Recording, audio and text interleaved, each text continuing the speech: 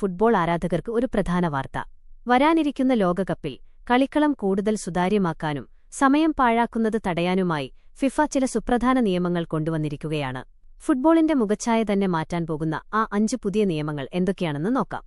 The mouth covering rule. കളിക്കളത്തിലെ തർക്കങ്ങൾക്കിടയിൽ എതിർ ടീം താരങ്ങളോടോ റഫറിയോടോ സംസാരിക്കുമ്പോൾ കൈകൊണ്ടോ ജേഴ്സി കൊണ്ടോ വായമൂടിയാൽ ഇനി നേരിട്ട് റെഡ് കാർഡ് ലഭിക്കും. ക്യാമറകളിൽ നിന്ന് വാക്കുകൾ മറച്ചുവെച്ച് വംശീയാധിക്ഷേപങ്ങളും അസഭ്യങ്ങളും പറയുന്നത് തടയാനാണ് ഈ കടുത്ത തീരുമാനം. 2. ത്രോ. ഇന്നിന് വെറും 5 സെക്കൻഡ്, ദി 5 സെക്കൻഡ് കൗണ്ട്ഡൗൺ. മത്സരം വൈകിപ്പിക്കുന്ന ശീലം ഇനി നടക്കില്ല.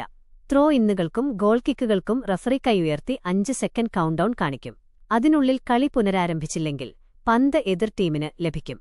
അതുപോലെ ഗോളികൾക്ക് പന്ത് കയ്യിൽ വെക്കാൻ പരമാവധി 8 സെക്കൻഡ് മാത്രമാണ് ഇനി അനുവാദം. 3. 10 second substitution. 10 second sub rule. Substitute ചെയ്യപ്പെടുന്ന താരം മൈതാനം വിടാൻ ഇനി വെറും 10 സെക്കൻഡ് മാത്രമേ ലഭിക്കൂ. പരുങ്ങലിൽ നിൽക്കുന്ന ടീമുകൾ സമയം കളയാനായി പതിയെ നടന്നുപോകുന്ന പരിപാടി ഇനി നടക്കില്ല.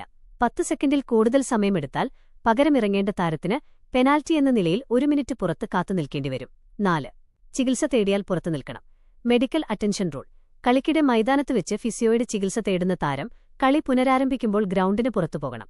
പിന്നീട് 1 മിനിറ്റ് കഴിഞ്ഞ ശേഷമേ ഗ്രൗണ്ടിലേക്ക് തിരികെ പ്രവേശിക്കാൻ അനുവാദമുള്ളൂ.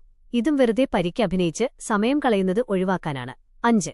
മൈതാനം വിട്ടാൽ പുറത്ത്. റഫറിയുടെ തീരുമാനത്തിൽ പ്രതിഷേധിച്ച് കളം വിട്ടുപോകുന്ന കളിക്കാരനെ മത്സരത്തിൽ നിന്ന് പുറത്താക്കും. Red card.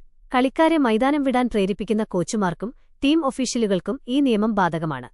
ഈ പുതിയ മാറ്റങ്ങൾ ലോകകപ്പിലെ മത്സരങ്ങളെ കൂടുതൽ വേഗമേറിയതും ആവേശകരവുമാക്കുമെന്നാണ് ഫിഫയുടെ വിലയിരുത്തൽ.